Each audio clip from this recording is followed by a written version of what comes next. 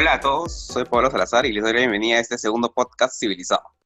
Y esta oportunidad tenemos como invitado de todos los miércoles a Tairo Sevillano. ¿Qué tal, chicos? ¿Cómo están? Y en esta ocasión lamentablemente no nos pudo acompañar César Portocarrero, que ya lo extrañamos para este podcast. Ya para las siguientes oportunidades seguramente lo tendremos de vuelta. Y bueno, en esta ocasión tenemos también como invitado especial a Diego Flores. ¿Qué tal? ¿Cómo estás? Él es bachiller en Ingeniería Civil de la PUC y tiene mucha experiencia trabajando como ingeniero estructural de CICETA Minquesa. Actualmente está incursionando con el tema de aislamiento sísmico. Entonces, para esta semana, Tyro, ¿qué tenemos? Coméntanos un poco acerca de Bueno, como lo que todos los tenemos. lunes, la página del grupo Civilízate ya nos viene acostumbrando con sus artículos semanales.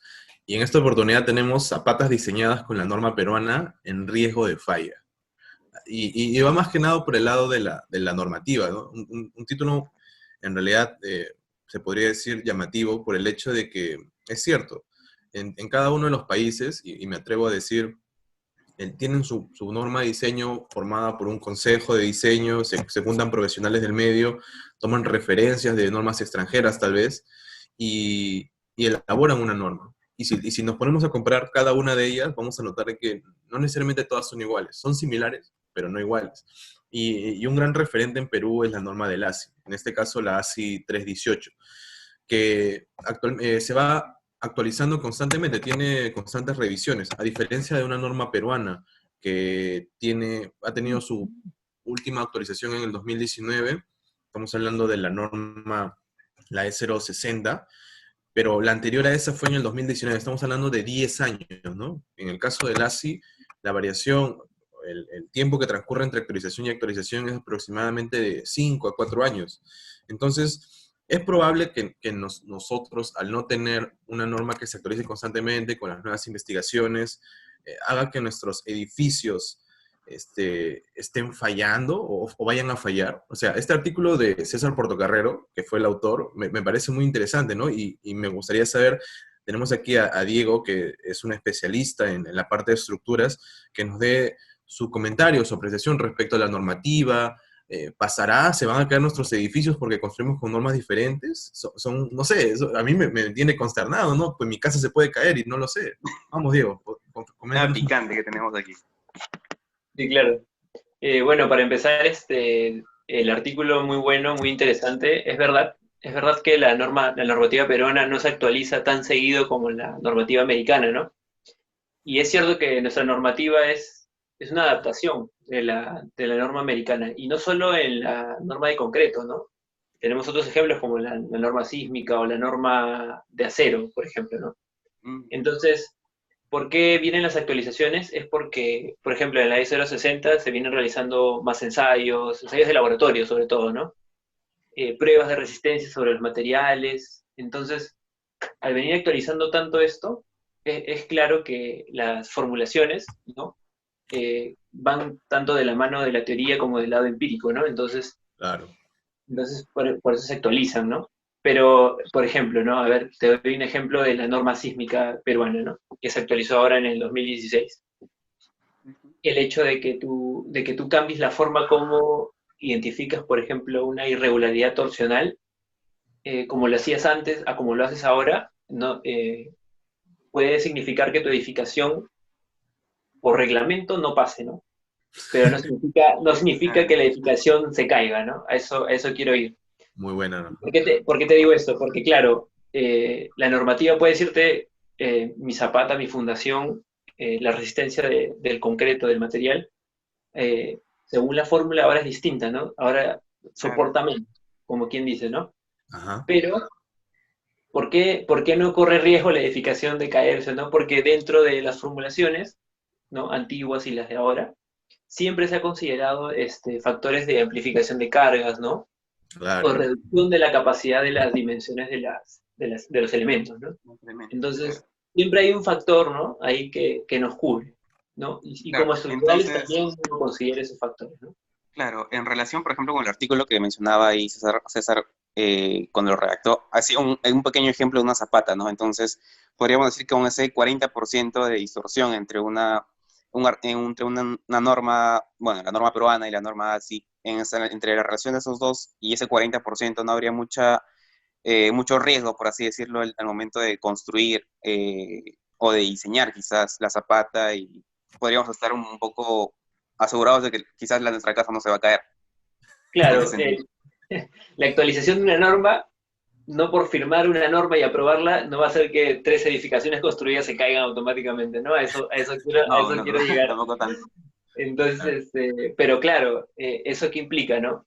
Tal vez, como ahora se ha verificado que la zapata no soporta tantas cargas, claro, para cargas de servicio, como está ahorita para gravedad, tal vez puede estar ok, no hay ningún problema, pero la eventualidad de un fenómeno sísmico, un evento telúrico, puede evidenciar esta falla, ¿no? ¿Quién sabe?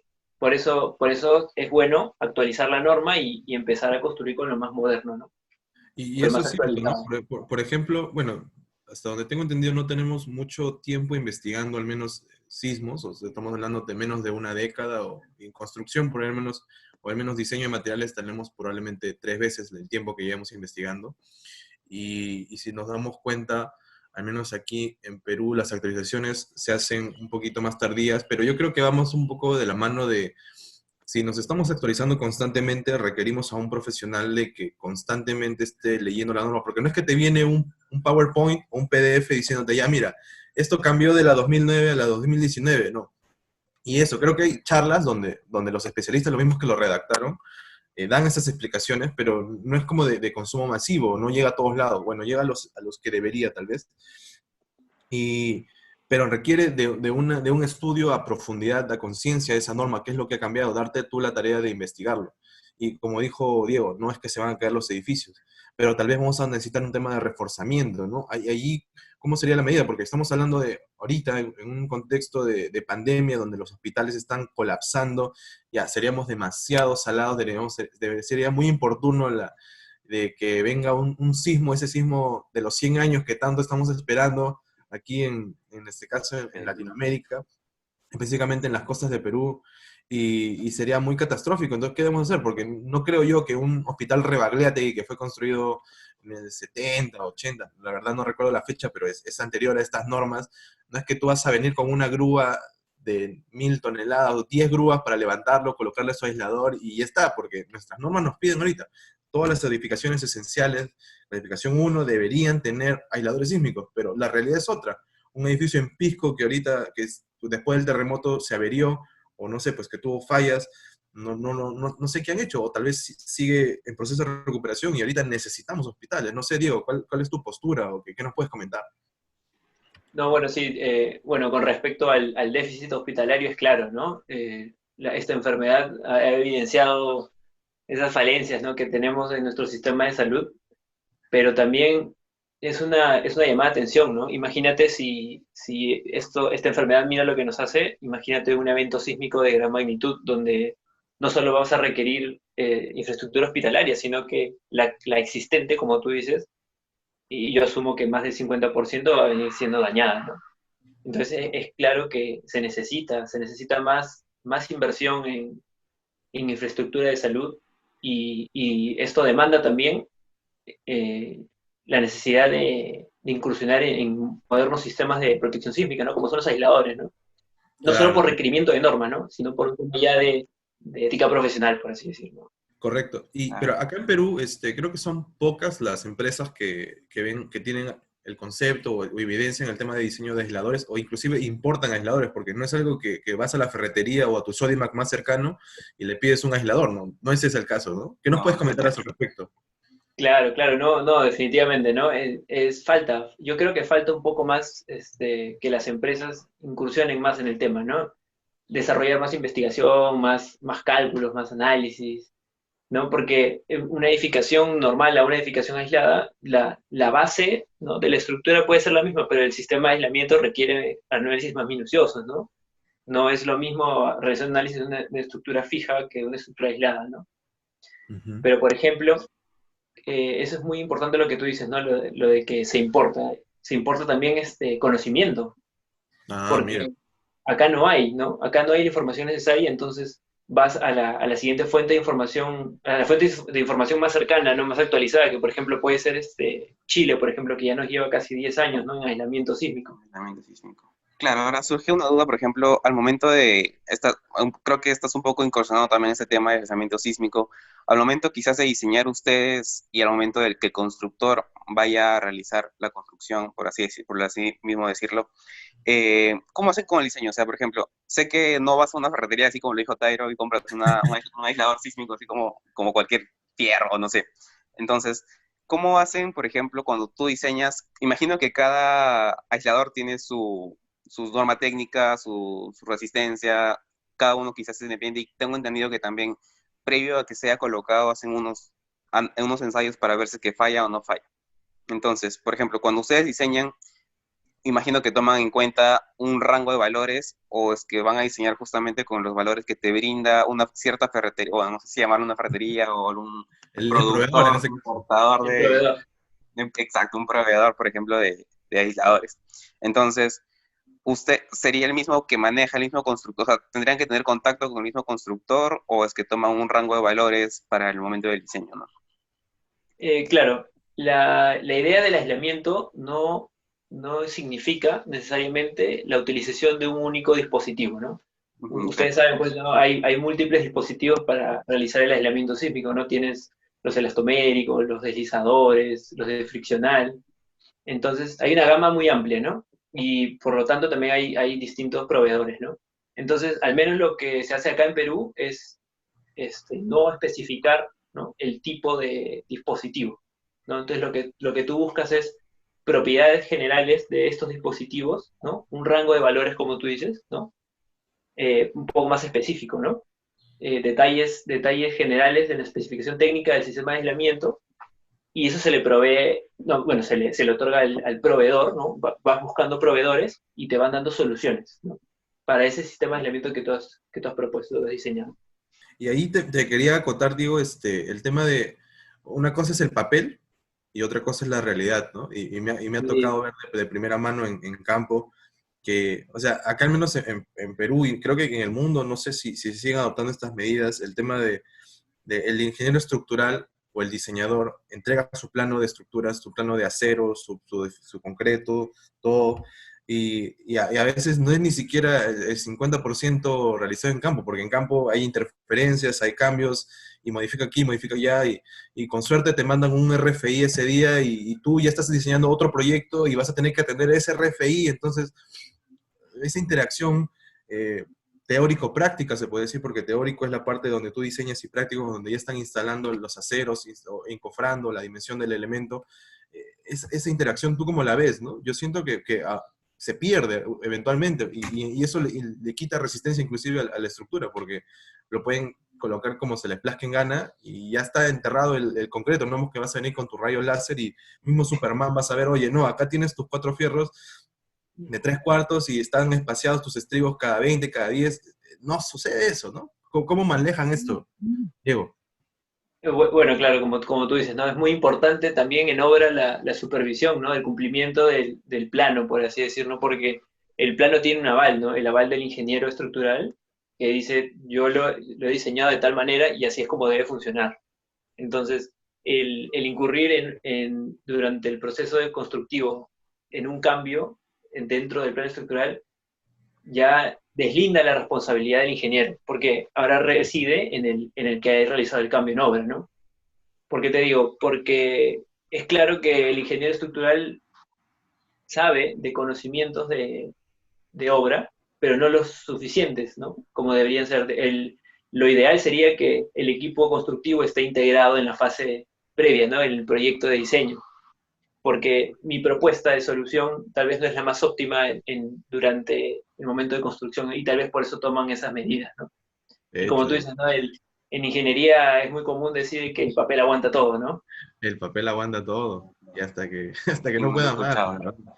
Y es Es muy cierto. cierto, ¿no? Usualmente te llega tu plano de arquitectura y tú mismo eres diseñando lo que te tengan que tomar. Y ahí y te tienes que defender y inclusive está con la presión de que el cliente lo quiere para ayer, siempre es para ayer en este negocio. Y suele pasar de que por hacer ese para ayer pueden incurrir en errores de cálculo también. No sé si ha sucedido. Y si el profesional en campo no tiene ese conocimiento básico, no pedimos que sean expertos en diseño, pero si no puede identificar que hay un error en una cuantía de acero, porque bajo su conocimiento básico de estructuras sabe que esas varillas no van a ser suficientes y no lo reporta, entonces ahí también hay un tema, ¿no? Esa comunicación de diseñador, constructor, es muy, a veces un poco escueta, ¿no? Y eso deja mucho que desear. No sé, ¿tú qué opinas, Diego? No, es verdad, es verdad. Por eso te digo, es importante no solo al momento que el ingeniero estructural entregue el plano, no es que ya me lavó las manos y se acabó, ¿no? No es así, no es así, Tampoco. claramente no es así. Porque el ingeniero estructural tiene que acompañar la fase constructiva, no como una fase de supervisión, por así decirlo, ¿no? Porque eso es responsabilidad de otra persona, pero sí, ¿por qué? Porque para que se respete la integridad del diseño, ¿no? Para Ujú. que el proyecto sea óptimo tal cual uno lo ha concebido, ¿no? Y Por para supuesto. solucionar problemáticas que se desarrollen durante la fase constructiva, como te digo, ¿no? Porque es claro que ningún proyecto va a ser al 100% tal cual estuvo en el plano, ¿no? Siempre hay una forma de que ocurra una problemática que haya que solucionar en el momento, ¿no? Es muy común. Claro, Correcto. ¿no? Ahora, justamente que mencionas también modificaciones o cambios, se me viene a la mente, por ejemplo, cuando una vez cuando estuve elaborando, me acuerdo que era una edificación, una multifamiliar. Me acuerdo que un cliente en específico quería agregar una piscina en su último piso, en su techo, ¿no? O sea, ya teníamos todo el diseño, teníamos todo, teníamos casi, ya estábamos construyendo en realidad los primeros pisos. Entonces, y esta persona como que tenía el dinero que quería, tenía el dinero, estaba ofrecido a pagar todo lo que quería, pero esa persona quería su piscina, ¿no? Entonces, no sé si quizás has pasado por alguna situación parecida ahí en la oficina. ¿Cómo podrían solucionar ese tema cuando ya tienen todo un diseño, todo un modelo, todo el tiempo invertido y quizás que esta piscina o agregar esta piscina o un elemento muy parecido a esto con una carga significativa en un techo como es el agua también? ¿Cómo afecta quizás esto en tiempos, diseños y quizás costos también, ¿no? Claro, como te digo, ¿no? En la fase de ingeniería, en la fase de diseño, es común es que el cliente piense que un pequeño cambio tal vez no va a alterar para nada el proyecto, ¿no? Y no es así Sí, claro. siempre, ¿no? Uno pensaría, ¿no? Que es un plano, ¿no? Tu entregable al final es un plano, una memoria, por lo general. Ujú. Y todo lo que hay detrás de ese plano y de esa memoria es bastante importante, no es como para que un pequeño cambio no signifique mucho, ¿no? A veces puede que sí, a veces puede que no. Como tú dices, una piscina pues representa otro tipo de carga. Para el tema sísmico también es una más importante. Pero, por ejemplo, yo he tenido la experiencia de que mientras estaba laborando, el cliente pidió, por ejemplo, ¿no? Teníamos un proyecto, era un laboratorio de mecánica de suelos, era el proyecto, ¿no? Entonces ya estaba construido, estaba diseñado y ya estaban los planos hechos. Pero el cliente, por un tema netamente topográfico y de ubicación del proyecto, quería que la estructura como tal gire 180 grados, ¿no? En la misma posición en la que está, gire 180 grados, ¿no? A eso voy. Entonces, Wow. en planos, uno podría decir, oye, agarro todo el bloque de dibujos que he hecho y le hago un rotate. Y de Y no vuelta es eso. así, no es así, no es así. Hay las Temas de fundaciones, fundación, las claro. cargas, el diseño sísmico, todo, muchas cosas cambian, ¿no? No es, Claro, no la es tan dirección de simple. análisis, ¿no? A lo que se transforma un cambio simple en dibujo, detrás hay muchos cálculos previos, ¿no? Que hay que revisar. Qué bueno. Y sí, y eso me lleva a otra pregunta muy importante, ¿no? Tú lo has dicho, el papel aguanta todo. ¿Y qué pasa cuando no hay papel, ¿no? Cuando viene un maestro de obra y viene con su experiencia, ¿no? Con su saco de experiencia, porque ellos tienen 30, 40 años construyendo esas casitas que rodean prácticamente toda la periferia de Lima, y no solo Lima, ¿no? El Perú Creo que prácticamente, ¿no? Hay que recordar que Lima no es el Perú, y el Perú tampoco es claro. Lima. Y el día que venga este sismo de los 100 años, ya estamos fritos prácticamente, porque la gran mayoría de edificios construidos sobre un cerro, inclusive estamos hablando de edificios que nunca tuvieron estudio de mecánica de suelos tampoco, que por ejemplo en Villa El Salvador, que era un arenal prácticamente, estás levantando un edificio sobre arena, no es la misma resistencia que puede tener un suelo de grava, que puede tener San Miguel o estamos hablando aquí la parte prácticamente de Lima Centro, ¿qué pasa cuando tienes esta informalidad en los diseños de construcción? ¿Tú puedes darnos tu opinión, Diego, por favor? Sí, claro, es claro, ¿no? Que la autoconstrucción es un peligro latente principalmente para nuestro país, ¿no? Porque es verdad, ¿no? El maestro de obra puede tener 20, 30 años de experiencia, pero más experiencia que él tiene el sismo, ¿no? El sismo que viene cada 500 años, él no lo ha vivido, ¿no?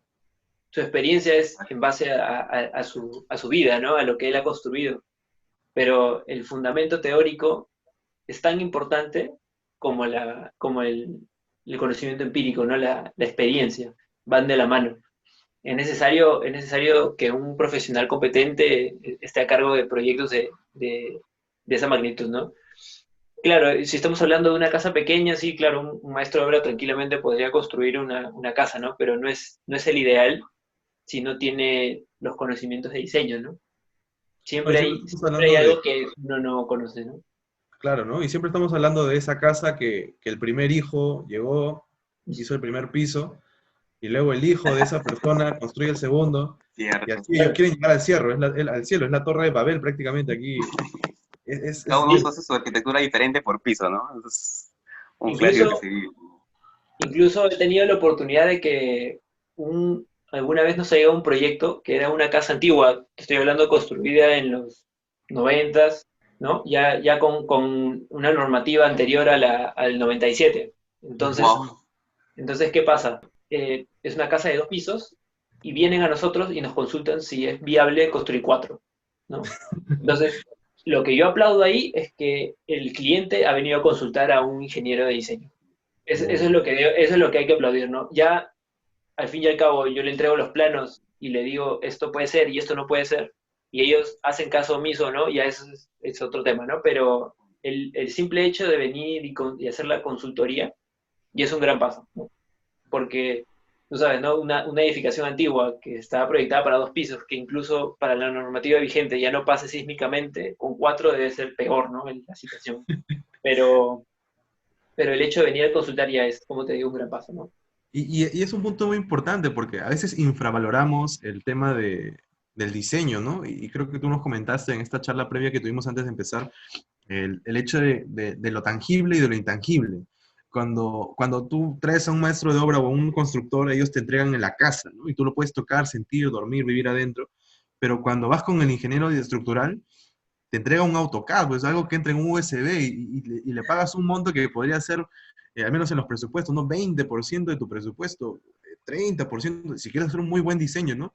Con tiempo de historia, con cargas dinámicas, todo ese análisis complejo, y tú le entregas un USB y eso, si quieres imprimir impreso en la memoria de cálculo, ¿no? Entonces, Cálculo.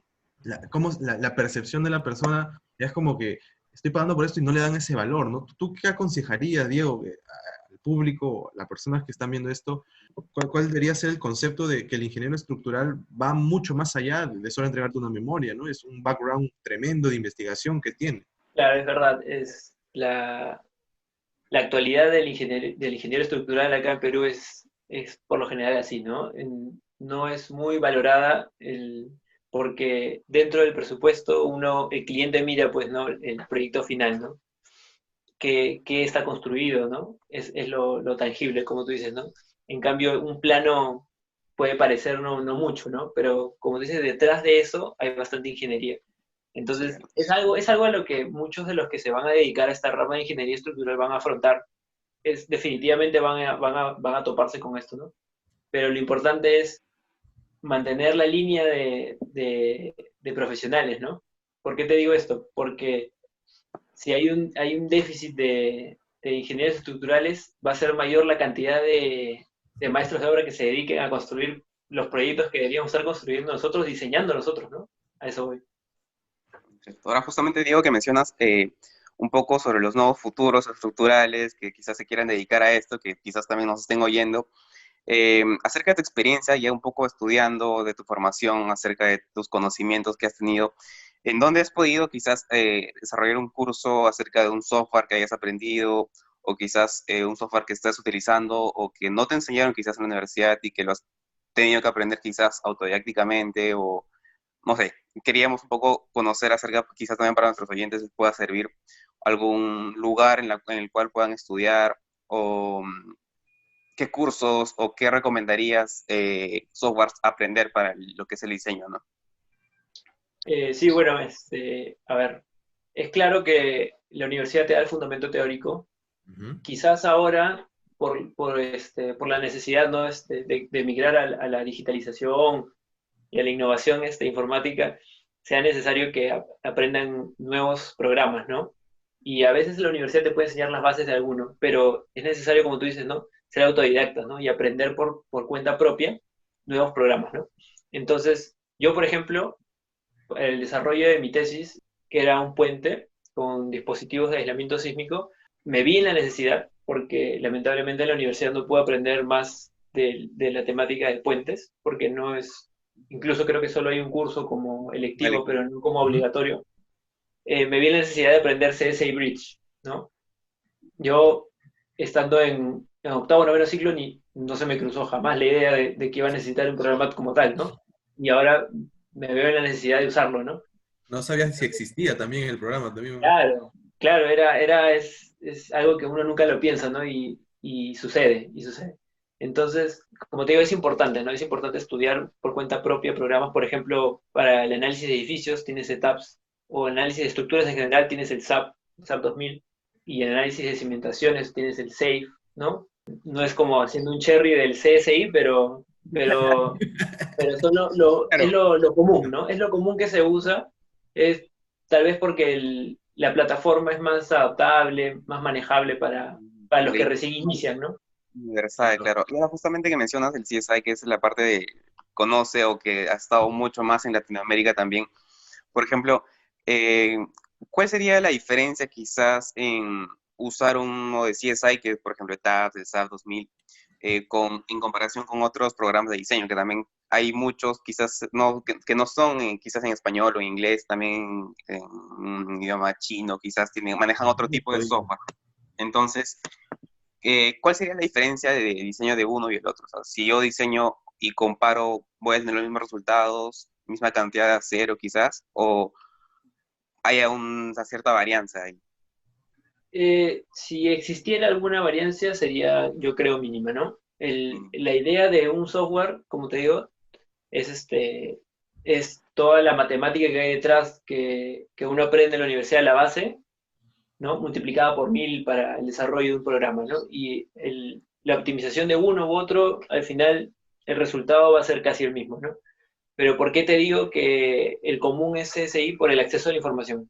Tú entras a una plataforma digital ahorita como YouTube y encuentras videos ¿no? de cómo aprender a usar el programa, de cómo obtener resultados, cómo realizar análisis, ¿no? Es un programa más accesible por el mismo hecho de que más gente lo usa, ¿no? El Y hecho de usar otro programa demandaría a uno mismo, ¿no? Estudiar por su cuenta, leer los manuales del mismo programa, algo más engorroso, ¿no? claro, y ahí viene la parte de cuál tiene mejor propaganda, tal vez, ¿no? Porque conocemos esos software porque ha llegado a nuestros oídos por algún amigo, por algún profesor que lo utiliza, y se hace comercial. Y también viene el tema de ser autodidacta, que creo que es muy importante, no solo para ingeniería estructural o para ingeniería civil, sino para todos los campos, ¿no? Y mucho más en tu caso, Diego, porque como tú lo mencionaste, en una universidad no te saca como un ingeniero estructural, te saca como un ingeniero que llevó electivos de estructuras, algunos electivos en los que pudo entrar, en los que el CRAES le aguantó, así de democrático hay que ser o mencionar, porque es eso, es el poder de tu CRAES a veces en la universidad, qué cursos puedes llevar y en el hecho de querer egresar también. Pero cuando estás afuera, a veces todo se homogeneiza y ya requieres tú de aprender por tu cuenta, ¿no? Entonces, que aparte de conocer estos software, que es muy importante, ¿qué necesitan los ingenieros estructurales que salen de cualquier universidad que tú crees que es fundamental para su desarrollo como profesional? Bueno, yo considero que seguir capacitándose, ¿no? Seguir especializándose, seguir capacitándose porque lo que has aprendido en la universidad es casi nada, ¿no? Es casi nada, no por el hecho de que el conocimiento no sea bueno, sino porque lo que te ha dado la universidad es una base muy fuerte. lo básico. Tú tienes que Ujú. seguir construyendo tu conocimiento, ¿no? capacitándote, siguiendo cursos, aprendiendo programas, ¿no? Leyendo normativas, no solo la peruana, sino extranjeras, porque, a ver, si, como estábamos hablando del artículo al inicio, ¿no? La actualización de la norma peruana demora mucho, ¿no? En cuanto a la normativa de concreto, imagínate la de acero, ¿no? Yo, al menos en los proyectos grandes de acero que he llegado a las empresas, no he visto que haya utilizado la normativa peruana de acero, Está muy que es desactualizada. básicamente una adaptación a la norma americana. ¿Por qué? Porque el cliente te pide usar normativa extranjera, porque está más desarrollada, ¿no? Entonces, no es que yo ahora sí en Perú soy un ingeniero de Perú y solo voy a leer la norma de Perú, no, no es así. No es así, hay que seguir capacitándose, leyendo más normas, investigando más sobre nuevos estudios, métodos de análisis, ¿no? De repente, como tú dices, no todos los proyectos son iguales, ¿no? De repente la necesidad del proyecto requiere mayor investigación, otro tipo de metodología, ¿no? Como para abordar el problema. Y a eso va orientado, ¿no? La ingeniería estructural. No es simplemente, creo que hay un mal concepto de la ingeniería estructural de oficina de diseño, que es usar una hoja de cálculo y usar un programa y se acabó, ¿no? Y entregar Exacto. a un chico que dibuje y entregar un plano. No es así, no es así, ¿no? Es bastante importante también el criterio de cada diseñador, por ejemplo. O sea, a veces un diseñador puede colocar cierta cantidad de acero que quizás es bastante no constructable. Por ejemplo, es la palabra que quizás usaríamos al momento de realizar la construcción. No es muy viable en su forma de construir, en su forma de colocar el acero o en la misma forma, quizás del elemento, ¿no? Es muy importante el criterio del mismo diseñador para la construcción, para el diseño de cada uno de una edificación, por así decirlo. Claro, Sí. claro. Ya cerrando quizás un poquito más esto, Diego, quería consultarte acerca de tu motivación quizás que hayas tenido por la rama de ingeniería estructural. ¿Qué fue lo que te jaló a este mundo de las estructuras, de los elementos finitos, de todo el análisis que realizas quizás en tu día a día? ¿Cuál fue tu motivación? Bueno, es claro que uno estando pues a mitad de carrera, un poco más adelante, no, no hay forma de definir tu rama de la ingeniería si no es llevando electivos, ¿no? Es una parte muy importante. Por Entonces, supuesto. yo abordé varias ramas de la ingeniería en la forma básica, ¿no? Con uno que otro curso. Y fui incursionando en la rama de estructuras porque me gustaba bastante la pasión de los ingenieros al exponer y cómo te mostraban que detrás de, como te digo, ¿no? De un software, por ejemplo, uno diría, pucha, es una caja negra, ¿no? Yo ingreso información y sale información que desconozco, ¿no? ¿Y qué hizo el programa? Pero hay matemática detrás, hay ingeniería detrás, ¿no? Y el hecho de tener ese conocimiento, ¿no? Al ingeniero como que de cierta forma le da un grado de autoridad, ¿no? Para hacer un cálculo, por ejemplo. Tú ya sabes qué hay detrás, ¿no? Que, por ejemplo, no sé, te pongo un ejemplo. Diseñar una conexión metálica. Hay programas que hacen eso, ¿no? Pero hay tanta información detrás, tanto conocimiento. Como te digo, el programa solo te bota un resultado, ¿no? Y te puede lanzar una advertencia, pero el criterio ingenieril detrás es muy amplio. Claro, Entonces, desde el input en realidad, ¿no? ¿Qué información va al programa? Porque hay una frase muy cotidiana, no sé si escucharon del profesor Otasi, ¿no? Gigo, ¿no? O que ya se conoce, garbage in, garbage out. Colocas Claro. basura, sale basura, ¿no? Tú puedes confiar, no, mira, salió con mi etap, salió con mi SAP 2000, salió con mi SAP 3000. La típica frase. Un mono entrenado podría hacer esto, pero depende de qué Claro. le estás poniendo, ¿no? Interpretar lo que sale y a la vez saber qué información se le está colocando al programa, ¿no? Eso no te lo regala la vida, es experiencia, es criterio, como dices, ¿no? claro, por Y eso, continúa, Diego. sí, no, te decía, ¿no? Lo interesante, ¿no? De la rama de ingeniería de estructuras, que tener el poder de poder, en base a cálculos, ¿no? La capacidad de proyectar, ¿no? Algo que tú puedes ver en la calle, un edificio de 30 pisos en planos, ¿no? Es como que tú dirías, no parece imposible para una persona, ¿no? Pero detrás de eso, pues, hay bastante estudio, bastante análisis. Bastantes números también, pues, ¿no? Números, pero no es un desalentador para los que desean esta rama, ¿no? No, para nada. Muchos tal vez te piensen, no, es muy, muy engorroso realizar los cálculos para nada. Una vez que vas entendiendo todo, incluso es ganar conocimiento, ¿no? Ir Claro. aprendiendo, ir discutiendo con el más experimentado, así como hay en construcción dentro de ahora, gente más experimentada en diseño también. Gente que tú tal vez no ves una solución clara, ¿no? Dices, no, esto es indiseñable, ¿no? Y viene un ingeniero con más experiencia y te da una solución, ¿no? Una propuesta de solución. Claro. Mira, y así justamente comentándonos, no sé si tenés alguna anécdota que hayas pasado ahí en la oficina, quizás en algún tipo de diseño. Espero que no se haya caído ninguno, cosa que es bastante... No, No es la mala No, nunca suerte. deseando el mal, nunca deseando el mal. Espero que, no, no. no sé, alguna anécdota que hayan tenido por ahí en la oficina, que hayas tenido tú, en tu experiencia como Bueno, practicante. yo recuerdo alguna vez trabajando, ¿no? Teníamos un proyecto, ¿no? Una estructura metálica y, y en ese momento la empresa, ¿no? El conocimiento era muy, muy joven, ¿no? Entonces, no teníamos toda la expertise, ¿no? Para desarrollar el proyecto, pero igual aún así lo abordamos, ¿no? Lo abordamos y entregamos un proyecto y en la fase constructiva, ya meses después, se presentaron un par de problemáticas, ¿no? Solucionables, pero complicadas, ¿no? Entonces, uno dice, pucha, ya el que firmó el plano, pues, no está preocupado, ¿no? Dice, el diseño no era el más óptimo, ¿no? Óptimo. Entonces, nos vimos en la necesidad de recurrir a un ingeniero mucho mayor, ¿no? Ya, con años, Sabio.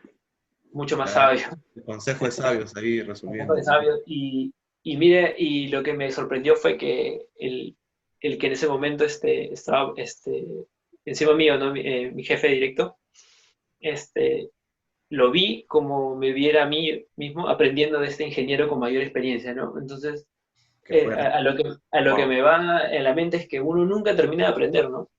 Tú puedes tener 10, 15 años de estructural, pero el ingeniero que tiene más experiencia te puede sorprender con un conocimiento que tú no tenías antes, ¿no?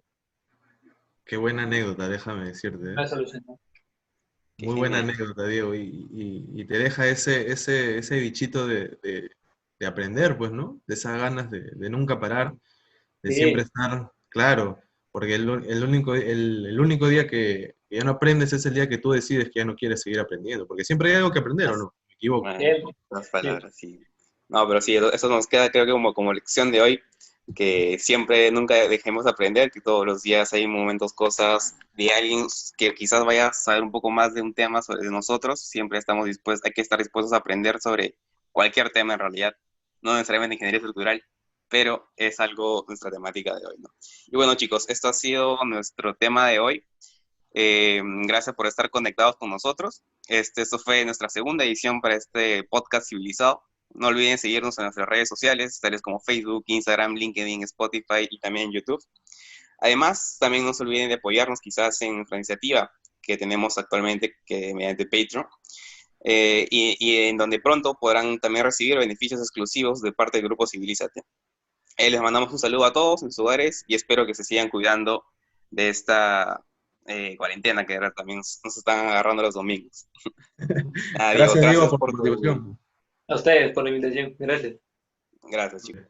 Nos estamos viendo Nos pronto. vemos. Hasta el Cuídense. próximo miércoles.